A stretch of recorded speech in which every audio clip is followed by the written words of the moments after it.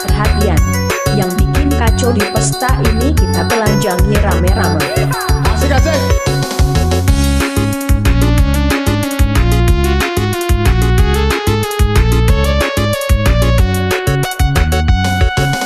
Inilah saatnya anak air panas punya DJ, dan inilah waktunya bersama saya DJ Cuma Remix Production.